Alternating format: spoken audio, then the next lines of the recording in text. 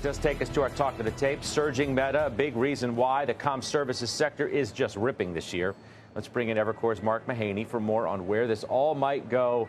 Welcome back. Hey, Scott, happy Valentine's Day. You as well. We know we talked about this with you on the day that Meta was going to report its earnings, and this thing is a rocket ship. Have you ever seen anything like this? I guess I have. I mean, I'm not sure 20 straight days, but you do get these companies occasionally get this momentum, and they're going through a re-rating. So my pitch here, I think, is what's going on with Meta. It's going through the great internet utility or tech utility re-rating.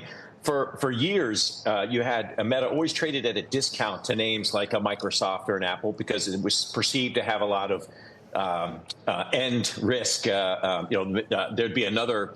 There'd be a TikTok or something else would undermine the fad. So there was always this kind of end terminal value risk. And then there was regulatory pressures on the name. And then there was all these AI investments the company was making with uncertain returns. And I think each of those has kind of been addressed over time. And so the multiple has gone from 15 to 20 to 25. And now we're getting up there 27, 28 times. I think it can support that. I'm not sure the multiple goes that much higher. To me, in my book, this is just a compounder. Stock goes up 20% because the earnings go up 20%, not because you've got a re-rating opportunity. So I continue to like the stock. I just don't think there are other names that I think will give you more upside from here. What's the historical average on the forward PE here? It's about 22 or 23 times. It depends on the cycle that you look at. So that's probably over the last 3 years. And again, you went through when we had the crack in the stock in September of 22 on that miserable September quarter when Zuckerberg talked about expenses to the moon, no discipline.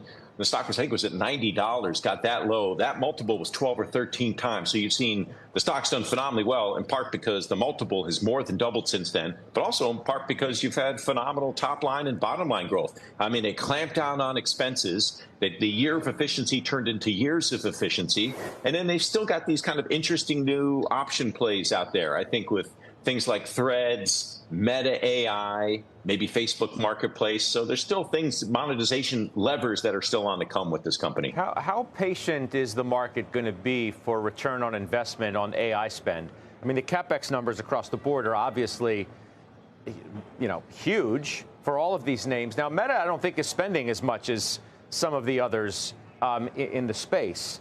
But still, the market at some point, is it going to get a little antsy for a return? Sure it will. I think that market's been antsy in the past.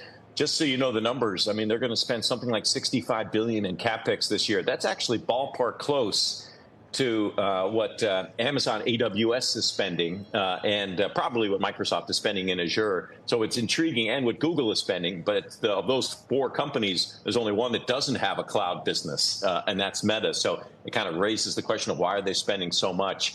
They have been able, however, to use AI, and I think they've been able to demonstrate it, to improve the platform for both users and advertisers. Return on ad spend has been rising, and consumer engagement has been rising. Their recommendations have gotten better because of AI, and maybe the last kind of third win out of AI for Meta is it's allowed them to keep their headcount relatively modest going forwards. It's kind of like what I call a CapEx for Humex trade. More capital expenditures, less human expenditures, i.e. less dramatic ramp up in the headcount.